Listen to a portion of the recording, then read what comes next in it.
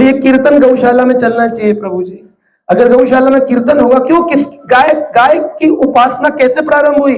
बोले गाय की उपासना प्रारंभ हुई वेदों से और शास्त्रों से। वेदों और शास्त्रों से आया। शास्त्रों में क्या पता चलता है? बोले शास्त्रों में पता चलता है भगवान कृष्ण ने, जिनकी पूरी दुनिया पूजा करती है, सबके घर में लड्डू गोपाल होते हैं, उनका नाम गोपाल क्यों है? क्योंकि उन्होंने गायों का पालन किया। उनका नाम भैंसपाल नहीं है, उन्होंने भैंसों का पालन नहीं किया। फिर भी लोग भैंसे रखते हैं, डेयरी रखते हैं, कहते हैं गौ सेवा होती है। गौ सेवा नहीं है। किसी और पशु की, किसी और की सेवा क्यों नहीं? भैंस, बैल है या फिर कुत्ता, शेर, क्यों भगवान कृष्ण का नाम उनसे जुड़ा नहीं है? क्यों गायों का जुड़ा है? शास्त्र में एक श्लोक आता है भागवत में, नमो ब्राह्मण देवाय गौ ब्राह्मण हिताय च जगत हिताय कृष्णाय गोविंदाय नमो नमः। शास्त्र कहते हैं नमो ब्राह्मण देवाय, कृष्ण ब्राह्मणों के हितैषी है। गौ ब्राह्मण हिताय च, ब्राह्मण के और गाय के हितैषी है। गाय के शरीर के अंदर 33 करोड़ देवताओं का वास सारी दुनिया जानती है। लोग सोचते हैं 33 करोड़ देवता वास करते हैं गाय में, इसलिए गाय पूजनीय है। बोले नहीं नहीं, इसलिए गाय पूजनीय नहीं है कि 33 करोड़ देवता उसमें वास करते हैं, क्योंकि गाय भगवान कृष्ण की है, इसलिए 33 करोड़ देवता उसमें वास करते हैं, इसलिए गाय का पूजन करते हैं। देवताओं को भगवान का नाम है गोपाल, ऐसे ही भगवान कृष्ण का एक नाम है गोविंद। गोविंद भगवान का नाम क्यों आया?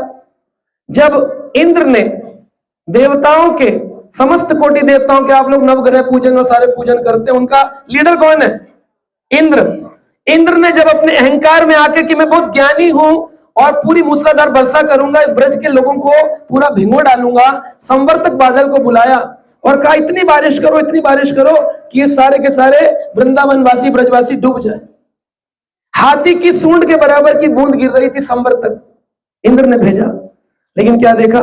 सारे गौ ब्रजवासियों ने कृष्ण की शरण लिखा, हे कृष्ण, हे गोपाल, हमारी रक्षा करो। भगवान कृष्ण ने अपनी गायों की रक्षा के लिए, अपने ग्वालों की रक्षा के लिए, अपने ब्रजवासियों की रक्षा के लिए गिरिराज गोवर्धन जी को अपनी उल्टे हाथ की कन्नी उंगली के नाखून पर उठाया।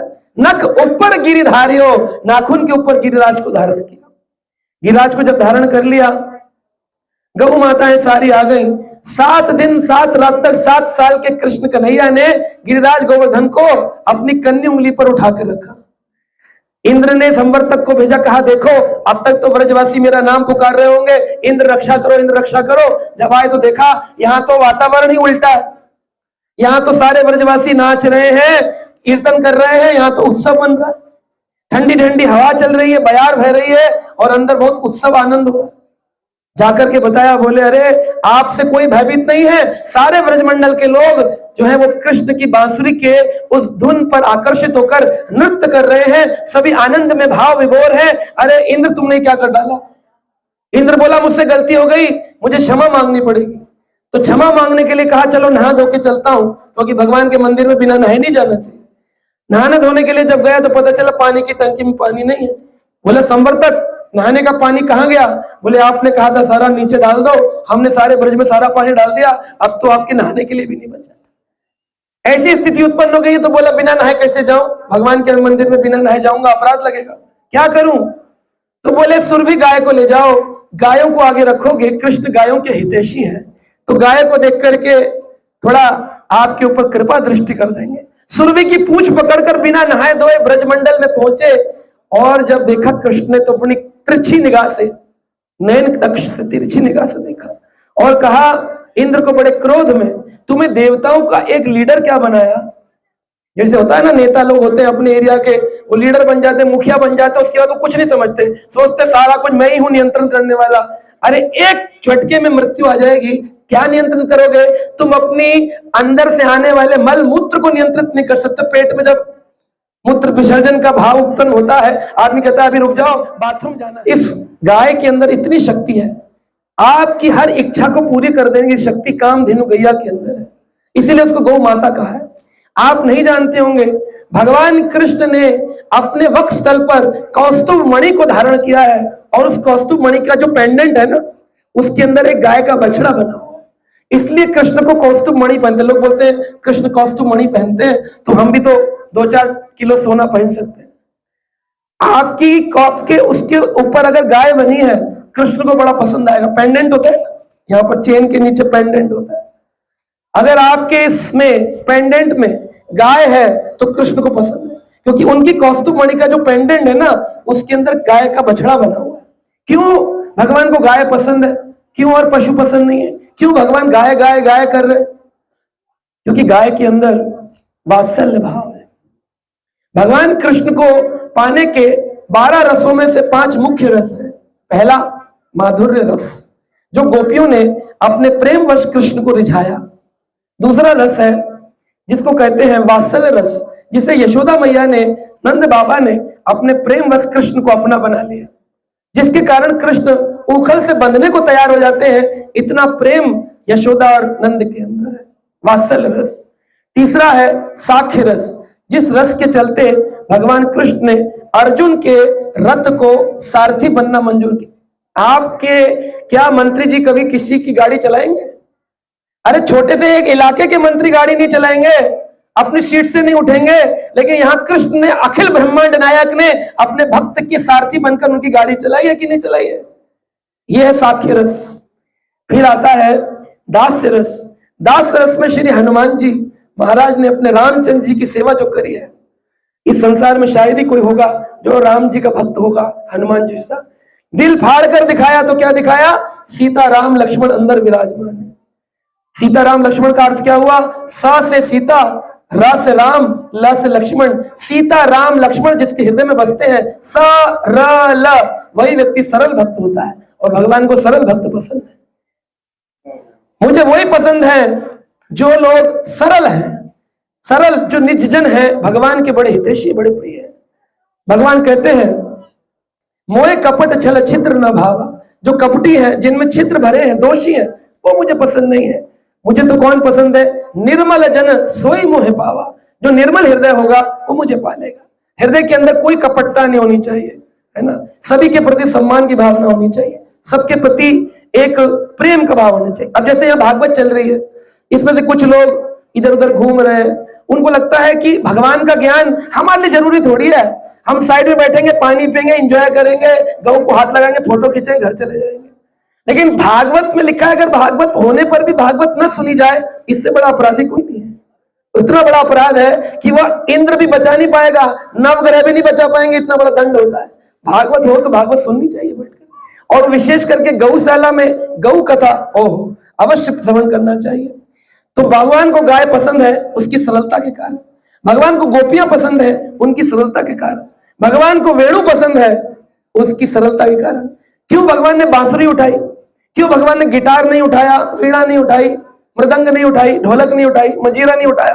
क्यों अपने अपने मुखारविंद पर भगवान ने वेणु धारण करी? क्योंकि वेणु के अंदर कुछ नहीं है, खाली है, अंदर ठोस नहीं है। जिनमें बहुत कुछ भरा हुआ है ना अंदर, कलमश, उनको ठाकुर जी पसंद नहीं करते। जो अंदर से निर्जल है, एकदम खाली है, उनको भगवान पसंद करते हैं। इस वेणु के अंदर कुछ नहीं भरा हुआ, जैसी अंदर वैसी बाहर, पूरी खाली। ऐसा ही सरल व्यक्ति भगवान कृष्ण को बड़ा प्रिय होता है। कहते हैं श्रील जीव गोस्वामी ने कहा, गोविंद शब्द का अर्थ है, जब भगवान इंद्र को माफ कर रहे थे तो सभी इंद्रवासियों ने, ऐरावत हाथी ने, सुरभि गाय ने कृष्ण का अभिषेक किया। आज भी गोवर्धन की तलेटी में, कल ही गोवर्धन में था, और विशेषकर प्रभु जी ने बुलाया तो गोवर्धन से सीधे हम यहाँ आए। तो गोवर्धन में भगवान का कई प्रकार के कुंड हैं। एक कुंड उसका नाम है सुरभि कुंड। गाय ने कृष्ण का अभिषेक किया तो नाम पड़ा सुरभि कुंड। सभी इंद्रवासियों ने, देवलोक के वासियों ने जब कृष्ण का अभिषेक किया अमृत से, तो कुंड बना, उसका नाम है गोविंद कुंड। ऐरावत ने जब अभिषेक किया तो उसका नाम पड़ा ऐरावत कुंड। इस तरह से अनेक कुंड बन गए जब देवताओं ने कृष्ण का अभिषेक किया। इसका मतलब जब कृष्ण का अभिषेक किया गया तो सभी लोगों ने उनको एक नाम दिया, जो नाम है गोविंद। गोविंद शब्द का अर्थ हमारे एक आचार्य है श्रील जीव गोस्वामी पाद, वो कहते हैं कि गोविंद शब्द का अर्थ है गायों के स्वामी। गोविंद, गायों ने अपना स्वामी माना है कृष्ण को, उनका अभिषेक किया अपने दूध से, अपनी अमृत वर्षा करी है। गायों के दूध में अमृत होता है, उस अमृत से ऐसी वर्षा हुई कि भगवान कृष्ण के आज भी उस कुंड के जल को अगर कोई पान करे तो जैसे गौ दूध का फल मिलता है, ऐसे गोविंद कुंड के जल का फल मिलता है, इतना उसमें अमृत भरा हुआ है। तो उन्होंने कहा कि जब गायों ने अपने स्वामी कृष्ण को मान लिया तो गाय के शरीर में कितने देवता हैं? 33 कोटि, 33 करोड़ देवताओं ने अपना स्वामी किसको मान लिया? कृष्ण को मान लिया।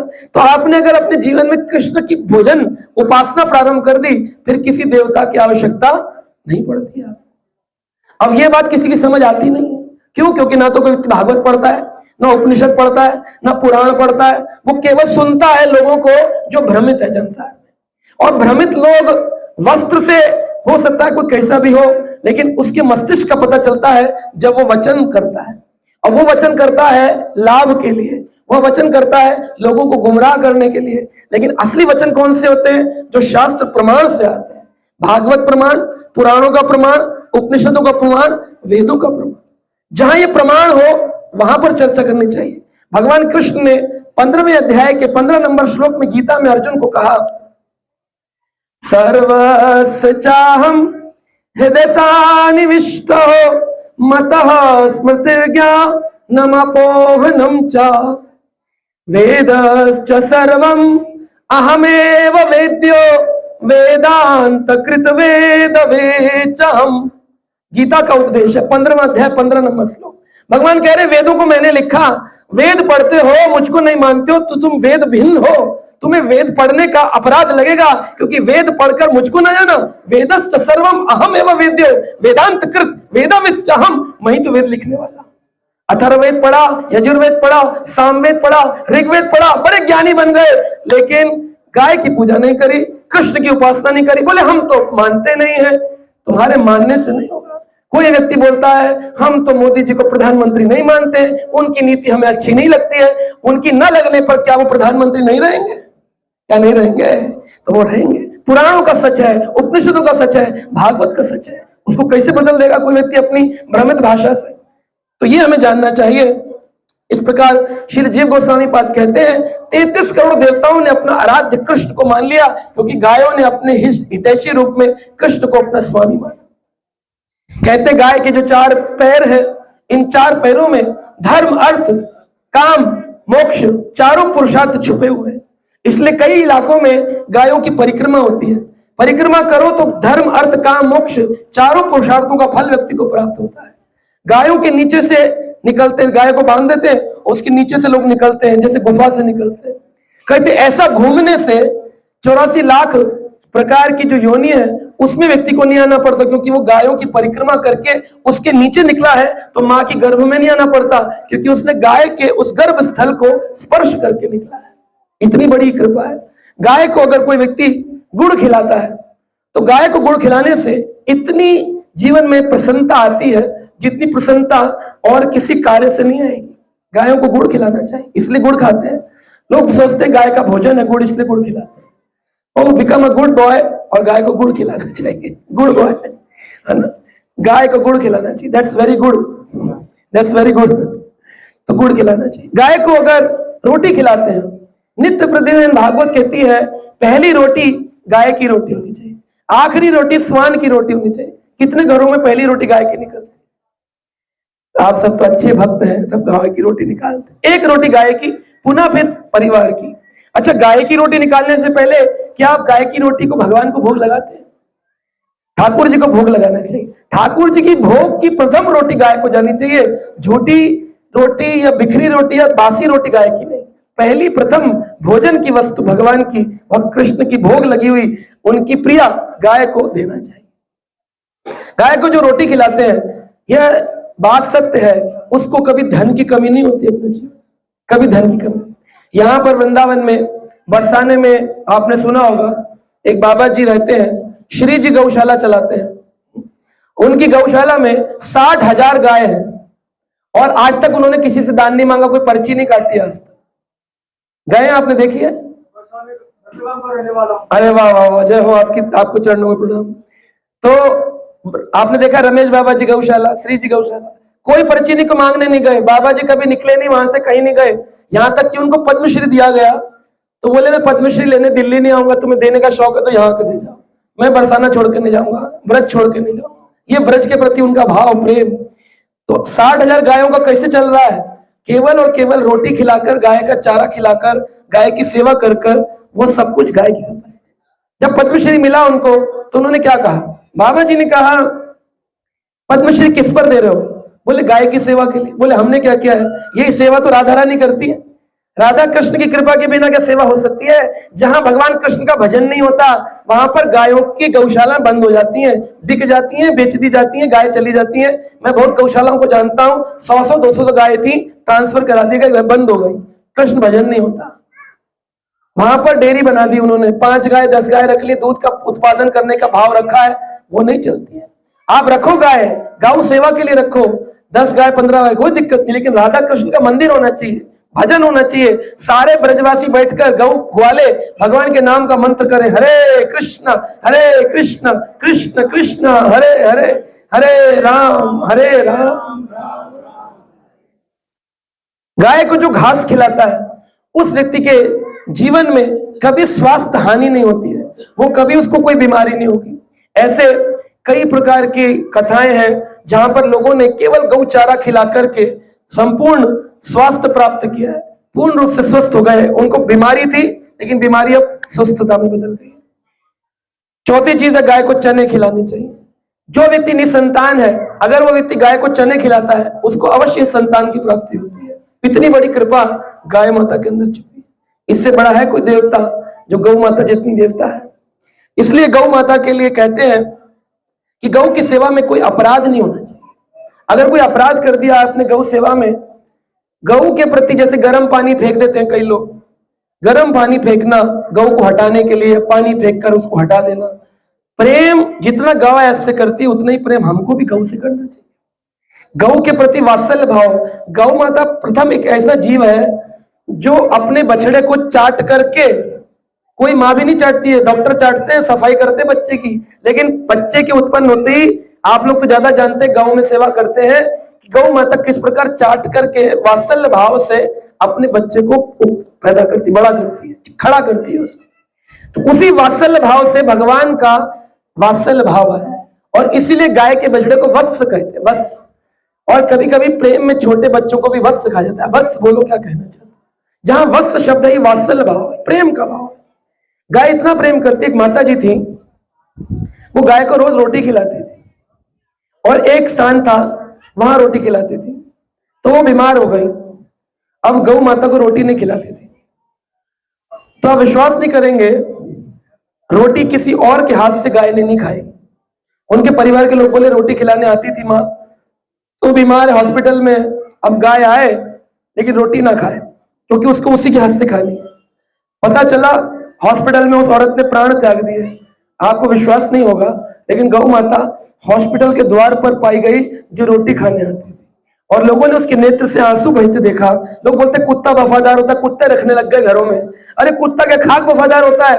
अस्पर्शीय जीव है, अस्पर्श है, उसको स्पर्श करेंगे। महाभारत कहती है आपके घर में देवता भोजन स्वीकार नहीं करेंगे। महाभारत के प्रसंग में लिखा हुआ है अंतिम पर्व में, जिसके घर कुत्ता है भगवान देवता उसके घर का भोजन स्वीकार नहीं करेंगे। या तो कुत्ता रखो तो जो आपका मंदिर है, जो आपका भगवान का किचन है, जो सोने का स्थान है, जो पूजा का स्थान है, वहां से कुत्ता दूर बंधा रहे।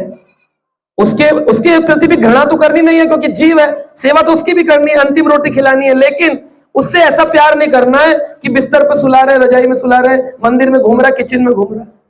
अगर ऐसा करेंगे तो वो भोजन देवता स्वीकार नहीं करते। कुत्ते को द्वार के बाहर रखा जाए और उसको आखिरी रोटी दे दी जाए, उस पर भी कृपा करी जाए। लेकिन जितना प्रेम लोग कुत्ते को करते हैं उससे कहीं गुना प्रेम उनको गायों को करना चाहिए। तो आज हमारे भारत की स्थिति बदल जाएगी।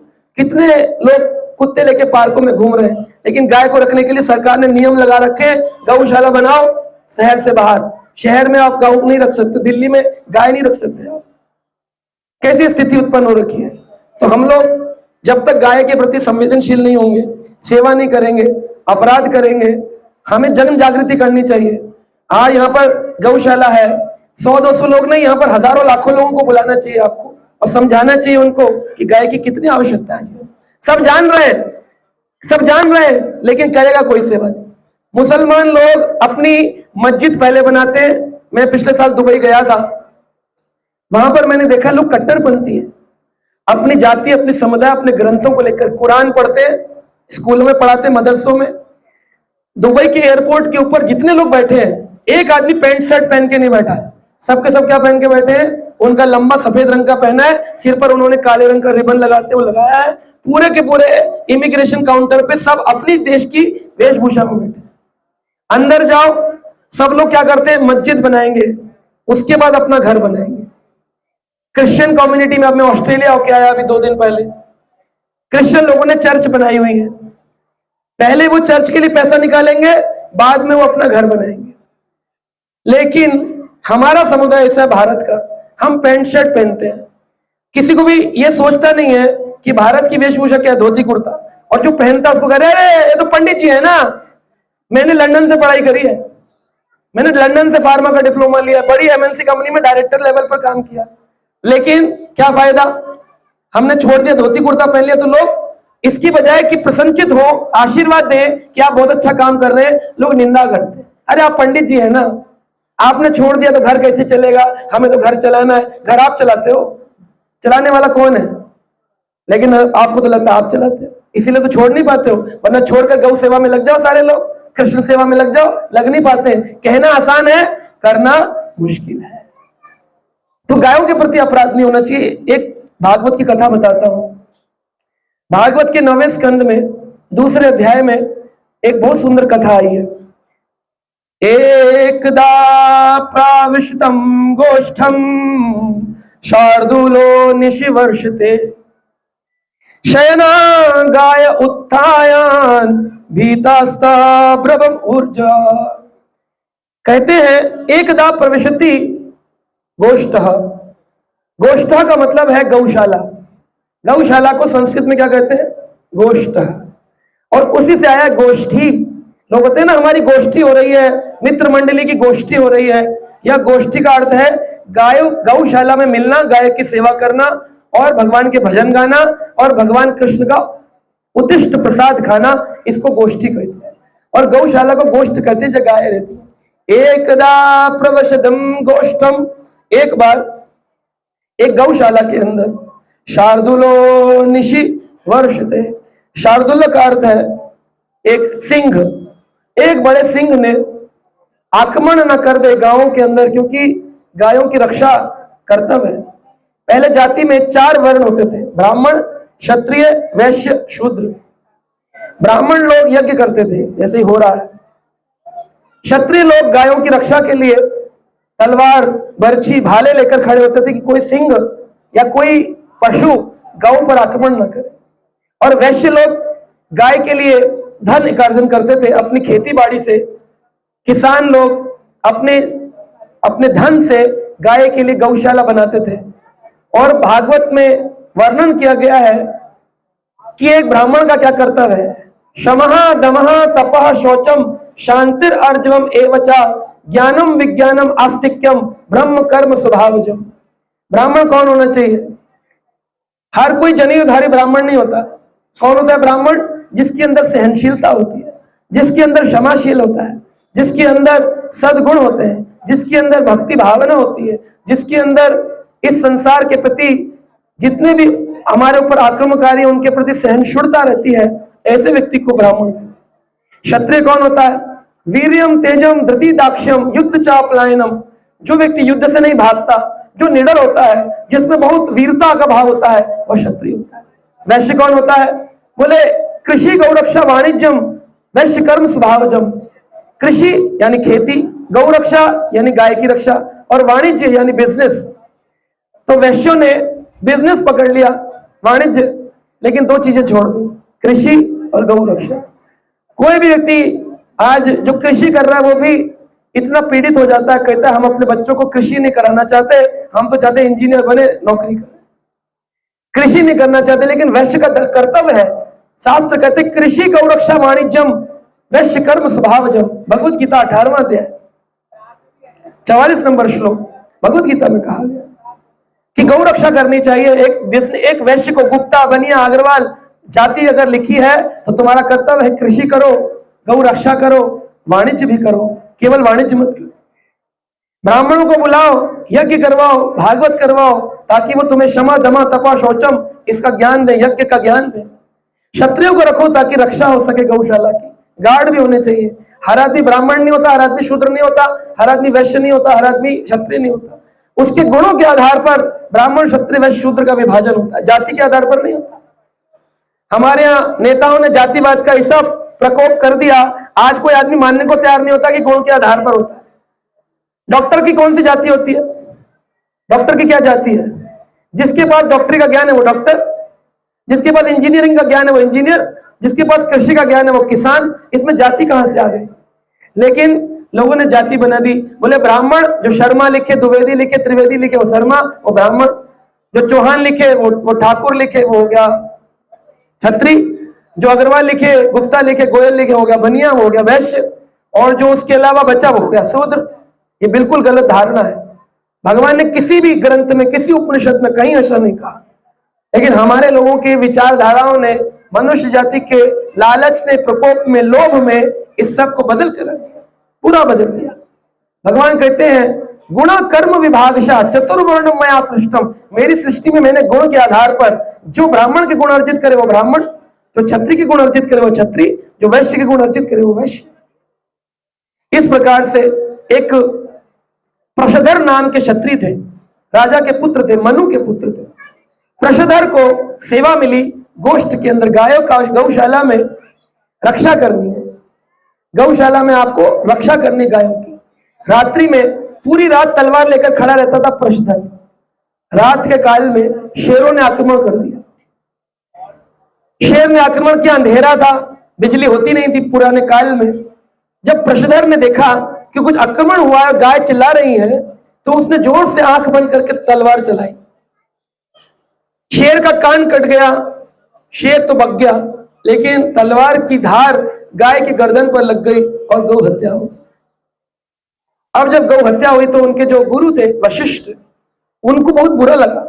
बोले गौ हत्या किसने करी? प्रशधर सोच में पड़ गए। बोले क्या हो गया, ये गौ हत्या कैसे हुई, किसने करी? तो पुरानी हिस्ट्री, इतिहास देखा, कल रात्रि क्या हुआ? बोले ऐसा ऐसा हुआ, शेर ने आक्रमण किया। शेर की वो दहाड़ देखकर और गायों के उस रमाते हुए भाव को देखकर मुझे लगा कि इसने आक्रमण किया है। मैंने तलवार चलाई, शेर की कान कटा, वो भाग गया, पर गौ की गर्दन कट गई। मुझे क्षमा कर दें आचार्य। वशिष्ठ ने क्षमा नहीं किया, कहा गौ हत्या की है ना, इस गौ के शरीर में जितने रोंगटे हैं उतने काल तक तुझे नरक में वास करना पड़ेगा। अब तो वो किड़गड़ा के रोने लग गए। प्रश्न बोले मैं सेवा करने आया था, ये क्या दुर्घटना हो गई? तो कभी कभी लोग सोचते हैं हमने लड्डू गोपाल रख लिए, गाय बांध ली, अब तो हम गोलोकवासी हो गए, वैकुंठवासी हो गए। लड्डू गोपाल रखने से नहीं होता। काले लड्डू गोपाल हो रखे, जन्माष्टमी में कपड़े बदल रहे, चिरौंजी दाना खिला रहे, प्याज लहसुन चल रहा है घरों में, ये सेवा नहीं है। लड्डू गोपाल को ठाकुर जी कहते हैं, तो ठाकुर का मतलब है उनके उपदेश से, गीता में, भागवत में जो उन्होंने कहा उसके अनुसार जीवन जी रहे हो तो ठाकुर जी की पूजन हो रहा है। नहीं तो तुम खाली एक दिखावटी जीवन जी रहे हो। गाय रख रहे हो तो गाय का दूध पीने के लिए गाय नहीं है, गाय की सेवा करनी है। दूध उसका प्रसाद है, अमृत है उसका प्रसाद। इस भाव से गाय की सेवा करनी। लोग लड्डू गोपाल को रखते हैं और गिरा देते नीचे, हाथ से कपड़े उतारे, नहला दिया, पानी डाल दिया, कपड़े बदल दिए और चिरौंजी दाना, मीठा, गुड़, मिश्री रख दिया। बोले हो रही है लड्डू गोपाल सेवा। लेकिन तुम क्या खाते हो? मटर पनीर खा रहे, छोले भटूरे चल रहे, तुमने क्या लड्डू गोपाल को खिलाए? कह रहे प्याज पड़ता है ना गुरुजी, इसलिए खिला नहीं पाते हैं। तो प्याज छोड़ दो। तुम्हें मालूम है जब लड्डू गोपाल नहीं खाते तो तुम क्यों खाते? क्या तुम भगवान के भोग के बिना कुछ खा सकते हो? जो व्यक्ति अपनी इंद्र तृप्ति के लिए भोजन बना के खाता है, गीता के अंदर लिखा है यज्ञ शिष्टान अष्टो मुच्चन्त सर्वकल्पशे भुजन्ते ते अघम पापम ये पच्यन्ति आत्म कारणात्। जो अपने लिए भोजन बनाते हैं वो केवल और केवल पाप खाते हैं। पहले इतने पाप है, मनुष्य शरीर प्राप्त है दुख में, उसके बाद और पाप खा रहे हैं। अरे करना क्या है? तुलसी का पत्र रखना है, ठाकुर जी के सामने भोग रखना है, बिना लहसुन प्याज का जो बना हो, और बोलना है ठाकुर जी तुम्हारी वस्तु तुम्हें अर्पित है। तदीय वस्ति गोविंदम समर्पयामि, आपकी वस्तु आपको समर्पित है। इतना भी नहीं कर रहे लोग। फिर कह रहे हैं हम हिंदू हैं, मंदिर बन रहा हो तो निकलेगा नहीं पैसा, गौशाला बनानी हो तो हाथ में से जेब में से कुछ धन नहीं निकलेगा। फिर किस प्रकार से हम कह सकते हैं हम हिंदू हैं? कौन से जगह से हम सनातन बच गए? हम कुछ नहीं कर रहे अपने समाज के लिए। तो आप लोग इतने अच्छे हैं जो कम से कम इस भाव से यहाँ एकत्रित हुए हैं और गौशाला बना रहे हैं, गौ सेवा कर रहे हैं, बहुत बड़ी बात। प्रषधर जब बुरा मान गए, वशिष्ठ ने श्राप दिया, तुझे नरकों में जाना पड़ेगा, रोने लग गए। उन्होंने जब वशिष्ठ से श्राप पाया तो बहुत दुखी हुए और अपने क्षत्रिय भाव को त्याग कर जंगल चले गए। जंगल में जाकर रोने लग गए तो एक संत ने बताया कि अगर जीवन में कोई अपराध हो भी जाए तो उन अपराधों की क्षमा करने का एक ही पश्चाताप शास्त्र में बताया है, कलयुग केवल नाम आधारा, सुमिर सुमिर नर उतरहि पार। ये पढ़ रहे हैं, सुंदरकांड गा रहे हैं, तुलसीदास की रामायण पढ़ रहे हैं, नाम जप नहीं कर रहे। नाम जप की माला नहीं है घरों में, बूढ़े बूढ़े लोग हैं 70-70 साल 80 साल के, नाम जप नहीं करते। बोले क्यों? क्योंकि हमने तो रामचरितमानस की रामायण चल रही है उत्तर भारत में, कलयुग केवल नाम आधारा, सुमिर सुमिर नर उतरहि पारा, फिर भी नहीं जप रहे। चना डाल के लोटे में शिव जी पर चढ़ा रहे हैं, बस हो गई पूजा, अगरबत्ती जला दी, हम पुजारी हैं, हम हिंदू हैं। अरे कैसे हिंदू हो? कलयुग केवल नाम आधारा। कौन सा नाम? हरे कृष्ण कृष्ण कृष्ण हरे हरे, हरे राम राम राम।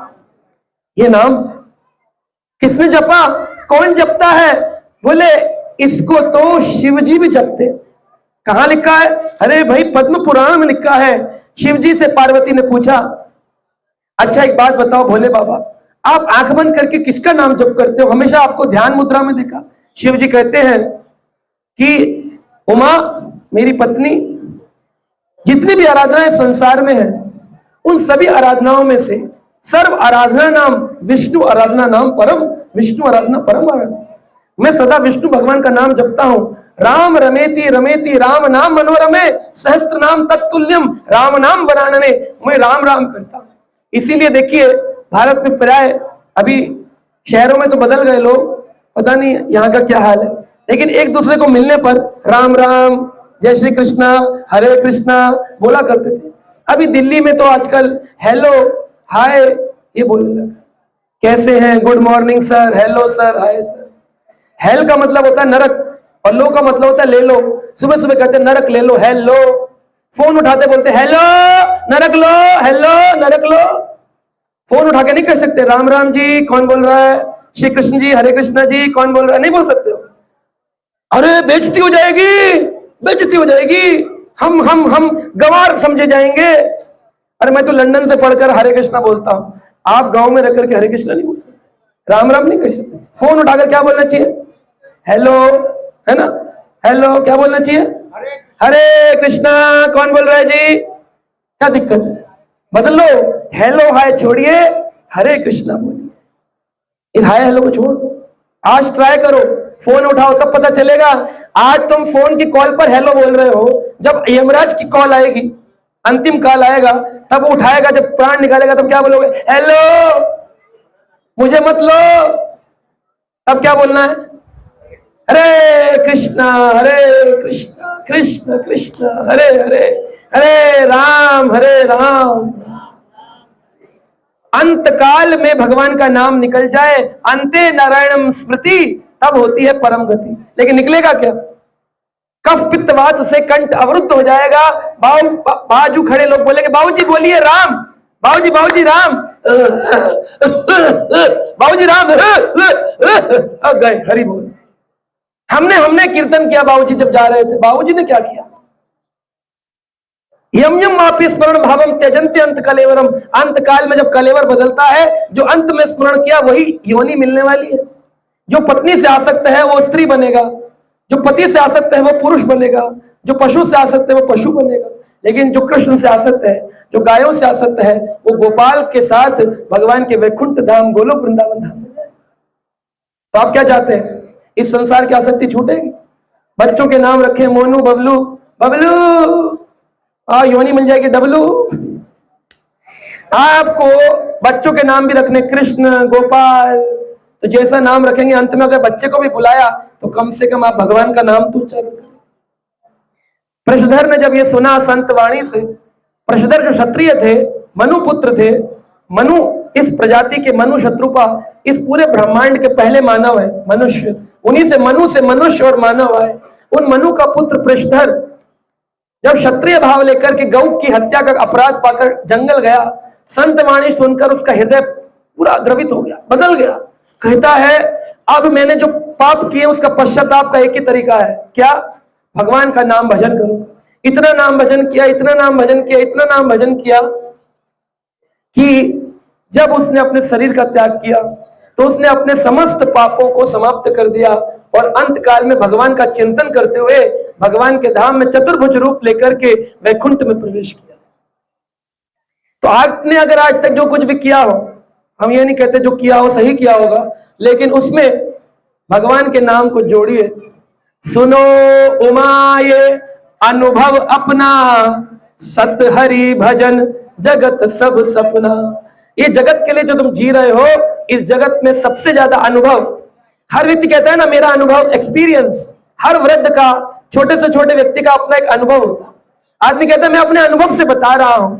अरे आप अपने अनुभव से बता रहे हैं, लेकिन शिवजी से बड़ा अनुभव तो नहीं है ना आपका। शिवजी से बड़ा अनुभव है। शिवजी पार्वती को कह रहे हैं सुनो उमा, ये अनुभव अपना, अपना अनुभव बता रहे हैं। सत हरि भजन जगत सब सपना, ये सारा सपने जैसा जगत है, इसमें अगर कुछ जानने योग्य है तो केवल और केवल भगवान का हरि भजन। इतना कुछ शास्त्र प्रमाण होने के बाद अगर हम भगवान का कीर्तन ना करें, नाम जप ना करें, तो हमारे ज्यादा मूर्ख कौन होगा? पशु में और इंसान में क्या फर्क है? पशु को कुछ भी कहो समझ नहीं आता। जैसे कहीं पशु घुस रहा है, आप कहो हट हट, वो घूमकर इधर से घुसेगा, हट हट। चींटी जा रही है, आप उंगली लगा दो किनारे से निकल जाएगी, पत्थर लगा दो ऊपर से चढ़ जाएगी, पानी डाल दो साइड से निकल जाएगी।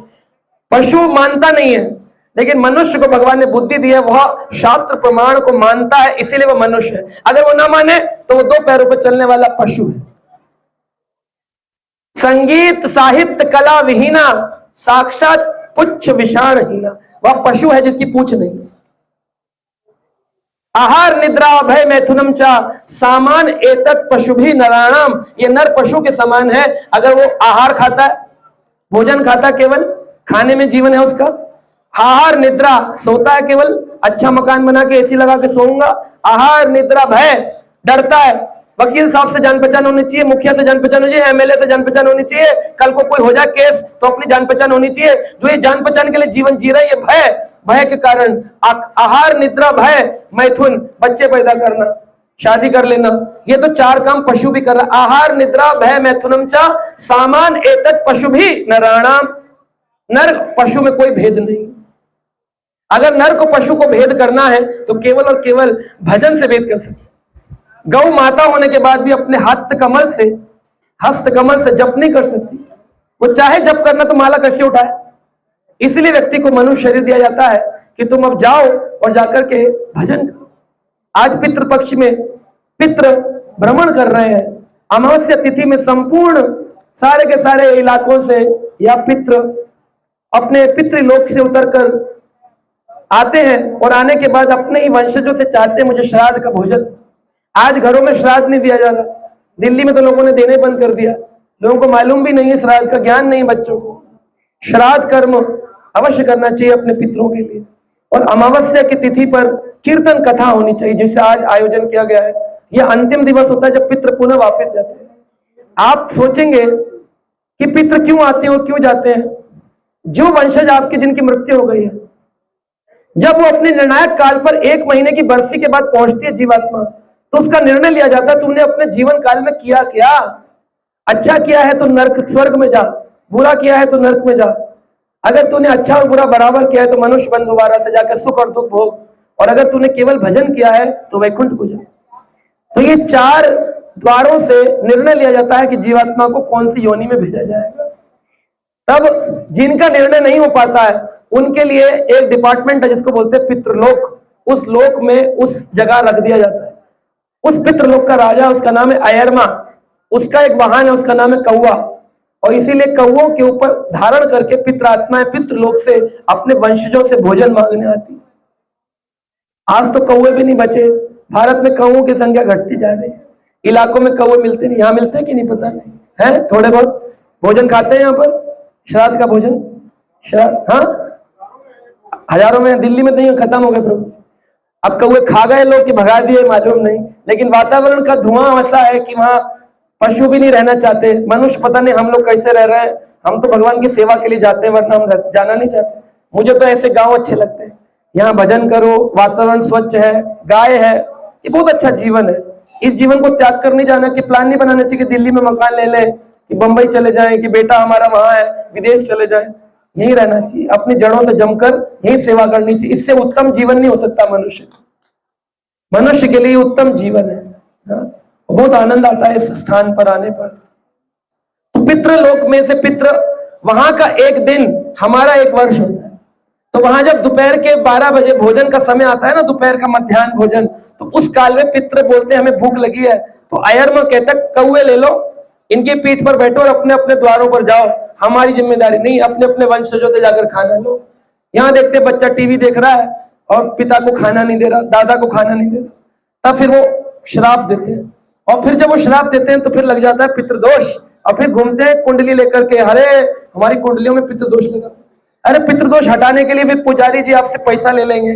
अरे उनको पैसा देने से अच्छा है भोजन बना करके एक ही दिन तो खिलाना है साल में, अपने पितृ को उस तिथि पर भोजन खिलाना।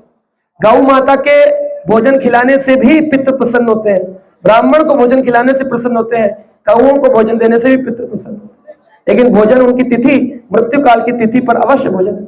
अगर आपको तिथि नहीं मालूम तो अमावस्या की तिथि ऐसी तिथि है जिसमें पितृ जो भूल चूक हो गई हो, उसके लिए आज सारे पितृ बैठकर यहाँ सुन रहे हैं, श्रवण कर रहे हैं। जितनी आत्माएं शरीर छोड़कर गई सब विराजमान, सब सुनती है, और उनको बड़ा आनंद आता है जब वो देखते हैं हमारे बच्चे भजन कर रहे हैं। क्योंकि पितृलोक से अगर किसी ने नर्ककामी हुआ भी हो, नर्क का उसने मदिरा पान किया हो, जुआ खेला हो, पत्ते खेले हो और वो मर गया हो और उसको नर्क जाना हो, लेकिन अगर उसके घर में उसका बच्चा भजन करने लगे, माला करने लगे, जप करने लगे, तो पितृलोक से अयर्मा उसको कृपा करता है कि तेरा नर्क कैंसिल हो गया, क्योंकि तेरे घर में एक भजन करने वाला। प्रहलाद महाराज को नरसिंह भगवान ने कहा 21 पीढ़ियां तर जाती है जिसके घर में एक माला करने वाला होता है। इतनी कृपा है भजन की, फिर भी जानने के बाद लोग भजन नहीं करते। सोचिए कितनी मूर्खता है संसार। कितने लोग अड़ियल हैं, सब कुछ जान के भी भजन नहीं करें। नेताजी का वोट डालने के लिए लाइन लगाएंगे, भगवान की माला करने के लिए टाइम नहीं।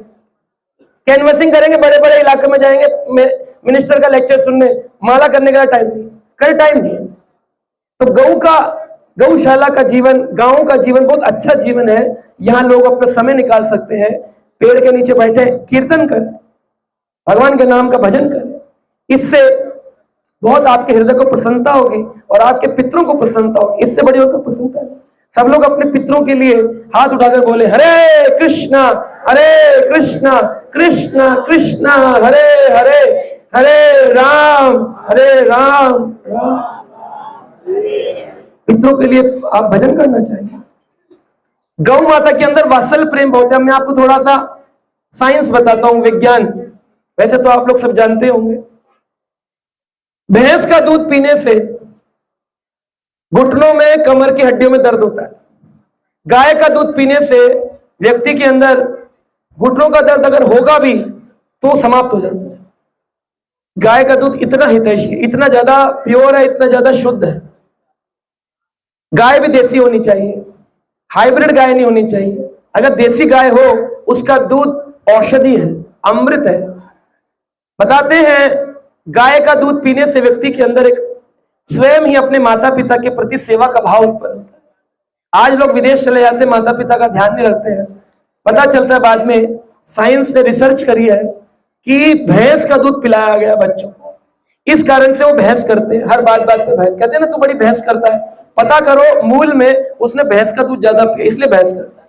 जो गाय का दूध पिएगा वो उसका हृदय कोमल होगा, वो तुरंत अपने माता पिता का सम्मान करेगा, उनकी सेवा करेगा, गुरुजनों के पैर छुएगा। रामचंद्र भगवान प्रातः काल उठ के रघुनाथा, माता पिता गुरु न वही माता। आज कितने बच्चे माता पिता का पैर छू रहे हैं? आप खुद बताओ, अपने दिल पे हाथ रख के। आपके बच्चे सुबह पैर छू के जाते हैं आपके? दो के छू रहे लोग तो यहाँ बहुत है। गुरु जी का छू रहे हैं? माता पिता गुरु न वही माता। रामचंद्र जी ने क्यों? गाय दूध पीते थे, गाय का दूध। तो गाय का दूध पीना चाहिए, औषधि है। वात्सल्य प्रेम आता है वत्स की सेवा करके, गौ की सेवा करके। गाय से 5 गव्य पदार्थ प्राप्त होते हैं: गोबर, गौमूत्र, गौ दूध, गौ का घी और गौ का दही। ये जो 5 गव्य हैं ये पंचगव्य साधारण नहीं है। आप लोग तो जानते हैं, ये हमारे जो सुनने वाले हैं चैनल पर, उन लोगों के लिए बता रहे हैं कि पंचगव्य जो है ये औषधि है। मैं कई सारे 170 डॉक्टरों को, हमारा क्लब है जहां पर हम प्रवचन देते हैं, बड़े बड़े डॉक्टर आते हैं, आयुर्वेदाचार्य भी आते हैं, योगाचार्य भी आते हैं। हमारे पीछे प्रभु जी बैठे हैं, ये योगाचार्य है। इन्होंने कई अमेरिका और जैसे देशों में योगा सिखाया है, बहुत बड़े योगाचार्य है। ये अपना पैर उठाकर सिर पे रख लेते हैं, एकदम पक्के आयुर्वेदाचार्य है। लेकिन ये अभी भगवान का भजन करते हैं, समझ गए जीवन का असली अर्थ है भगवान का भजन। तो शास्त्र कह रहे हैं, प्रमाण दे रहे हैं, गाय के गोबर में एंटीसेप्टिक होती है। अगर खून निकल जाए, चोट लग जाए तो लोग सेफ्रोमाइसिन लगाते हैं। अगर गाय का गोबर लगा दिया जाए तो उस व्यक्ति को कभी इन्फेक्शन नहीं होगा। इस बात को रिसर्च ने प्रमाण प्रस्तुत किया है। हमारे शास्त्रों में तो पहले ही कहा था, लेकिन लोग मानते नहीं थे। गाय के मल को और इंसान के मल को समान नहीं मानना चाहिए, इसलिए गाय के गोबर को दुनिया उठाकर उसे लीपती है, यज्ञ कुंड में लगाती है, पूजन करती है। पहले तो घरों में भी लीपन होता था, आजकल तो पेंट हो गया, गाय के गोबर को हटा दिया। गाय के गोबर वाला घर मतलब पुराना माना जाता है, पुराने जमाने का है। लेकिन गाय के गोबर का घर मिल जाए तो इससे अच्छा तो कोई जीवन है नहीं। ठंडक होती है, एसी की जरूरत नहीं है, बढ़िया गाय के गोबर में आनंद होता है। कीड़े ज्यादा आते नहीं है, सांप बिच्छू आते नहीं है, बोले एकदम स्वच्छ होता है, एंटीसेप्टिक होता है। चोट लग जाए, खून निकल जाए, गाय का गोबर लगा दो, आपको इन्फेक्शन नहीं होगा, बैक्टीरिया नहीं आएंगे। गौमूत्र, किसी को अगर ट्यूबरकुलोसिस की बीमारी हो जाए, टीबी की, मैंने फार्मा की पढ़ाई करी है, 9 महीने डॉट्स का इंजेक्शन देना पड़ता, तब जाकर के कोई व्यक्ति टीबी की बीमारी से ठीक हो सकता है। हो ना हो पता नहीं। लेकिन गौमूत्र का अर्घ अगर पिया जाए तो 1 महीने के अंदर कैसे भी बड़े से बड़ा फेफड़ों का रोग होगा, वो रोग ठीक हो सकता है गौ अर्घ पीने से। इसीलिए गौशालाओं में गाय का गोबर और गौमूत्र ये विशेष रूप से इकट्ठा करके अर्घ बनाना चाहिए समाज के कल्याण के लिए। बड़ी बड़ी बीमारियों को, 58 प्रकार की बीमारियां गौमूत्र से ठीक हो सकती है। ये इतनी बड़ी कृपा है गाय को अपने साथ रखने की। गाय का दही, उससे सुंदर तो कोई दही हो ही नहीं सकता। उस दही में चावल मिलाकर के खाएं भोजन, तो शरीर के अंदर सतोगुण का विस्तार होता है, संचार होता है। 3 गुणों से बंधा व्यक्ति, रजोगुण, तमोगुण, सतोगुण, उसको सतोगुण में जीवन को ले जाएगा तो सतोगुण में भजन होता है। आदमी भजन क्यों नहीं कर पाता? तमोगुण रजोगुण में रहता है। तो सतोगुणी जीवन गाय के दही से सतोगुणी जीवन आता है। गाय का दूध, ये तो बहुत बड़ी कृपा है। रात्रि काल में गाय का दूध गर्म करके 1 गिलास सभी बच्चों को पीना चाहिए, 1 गिलास 2 गिलास जितना पी सके। ठंडा गाय का दूध नहीं पीना चाहिए, गर्म दूध पीना चाहिए। गाय का दूध सभी प्रकार के रोगों को शरीर से निकाल देता है।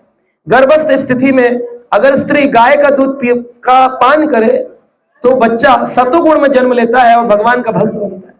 इसलिए माँ को गाय का दूध पीना चाहिए 9 महीने के गर्भकाल में कम से कम।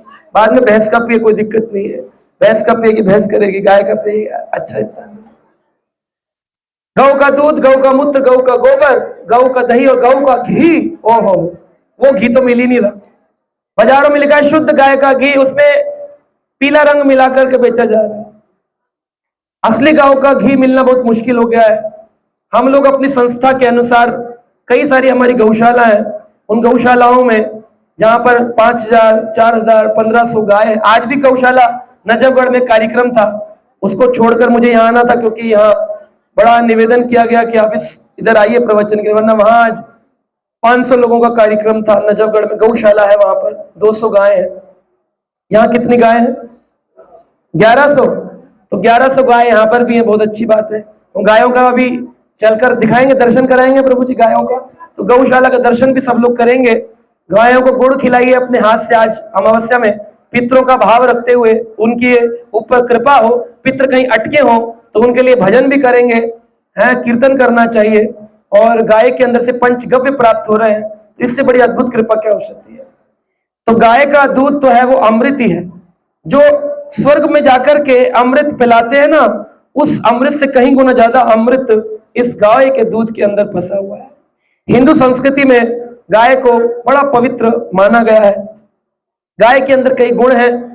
2 मिनट के लिए इस गुणों को हमारे पीछे दोहराइए, फिर हम इस प्रवचन को पूर्ण विराम देंगे। सब लोग बोलिए गाय के अंदर क्या क्या होता है, गुणों को दोहराइए। पहला गाय में गुण है करुणा। सब लोग बोलिए करुणा। गाय के अंदर करुणा है। कैसी करुणा है कि वह बड़े सद्गुण प्रदान करती है, पोषण प्रदान करती है मनुष्य जाति को। दूसरा है मातृत्व। मातृत्व, माँ का जो भाव है, गौ माता, इसलिए 7 गाय है, 7 माँ है, उनमें से एक माँ प्रभु जी ने बताई गौ माता की। मातृत्व का जो भाव है वो गौ से सीखना चाहिए। आज माताएं गर्भ में अपने बच्चों को मार देती हैं, लेकिन गौ माता से सीखना चाहिए वो कैसे अपने बच्चे को पालती है। यहाँ पर माँ मार रही है और एक माँ पाल रही है, तो कौन सी बड़ी माँ होगी, मारने वाली पालने वाली? तो गौ माता का आदर ज्यादा होना चाहिए। फिर बताते हैं गाय के अंदर एक गुण है पवित्रता। बोलिए, गाय में इतनी पवित्रता है कि 33 करोड़ देवता जिनकी दुनिया पूजन यज्ञ कर रही है, वो सारे देवता आकर के गौ के शरीर में वास कर रहे हैं। गौ के गोबर में लक्ष्मी जी का वास है। सोचिए जरा, आकर के लक्ष्मी जी ने वो स्थान चुना है क्योंकि वो जान रही है गोबर के कितने गुण हैं, गाय के गोबर के। फिर बताते हैं चौथा गुण है गाय में कि गाय जो है वो अहिंसक उदारता है, अहिंसक है। गाय कैसी है? अहिंसक है। गाय सरल है। इसलिए लोग कभी कभी अपनी बिटिया की शादी करते तो कहते हैं अरे जी क्या बताएं हमारी बेटी के बारे में, गाय है, बोलते हैं ना, गाय जैसी है गाय। यानी गाय को अहिंसक बताया गया। आजकल समाज में स्त्रियां हिंसक हो गई है, मालूम है आपको? यहाँ पर है कि नहीं गांव में?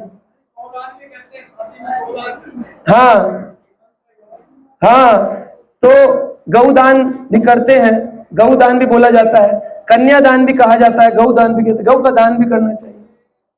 तो हिंसक नहीं होना चाहिए स्त्री को। स्त्री को पुरुष की सेवा करनी चाहिए और पुरुष को गुरु की, गाय की, भगवान की सेवा करनी चाहिए। तब जाकर ये समाज संपूर्ण बनता है। बच्चों को अपनी माँ की सेवा करनी चाहिए। लेकिन आज क्या हुआ, बच्चे माँ की नहीं करते, माँ पति की नहीं करती, पति गुरु की नहीं करता, इससे सब कुछ गड़बड़ हो गई कोई किसी की सेवा नहीं करता। अहिंसक उदारता गाय के अंदर गुण है। फिर बताया गया गाय में गुण है सुरक्षा प्रदान करती है। सुरक्षा किस चीज की? हमारे आदर्श की सुरक्षा प्रदान करती है। जहां गाय है वहां पर लोगों में सदाचार होता है, उनके अंदर जन कल्याण जागृति का भाव जागृत होता है। गाय के अंदर गुण है कामनाओं की पूर्ति। अगर आप में कोई कामना हो, मैंने बताया खुश रहना, धन, संतान, सबको प्रदान करने का, इससे बड़ा देवता कोई नहीं है। मंदिरों में जाते हो, धर्म स्थानों में जाते हो, तीर्थ स्थल जाते हो, जहां गाय है अगर वहां तक पहुंच गए तो आपको किसी तीर्थ स्थल पर जाने की जरूरत नहीं पड़ेगी। इतना बड़ा तीर्थ स्थल गाय है जिसका पूजन गोपाष्टमी में कृष्ण स्वयं करते हैं। कहते हैं इसका पूजन न करो। गोपाष्टमी आती है कार्तिक के महीने में, और गाय सबसे बड़ी संपत्ति है आज मानव जाति की। तो मैं आप सबका बहुत कोटि कोटि भूरी भूरी धन्यवाद देता हूं जो आप सब में ये प्रेरणा आई और आप सब ने मिलकर इस स्थान को चुना और इतने सुंदर वातावरण में आप कृष्ण की प्रियसी गौ माता की सेवा कर रहे हैं। तो आप ऐसे करते रहे। आप सबको बहुत अधिक धन्यवाद।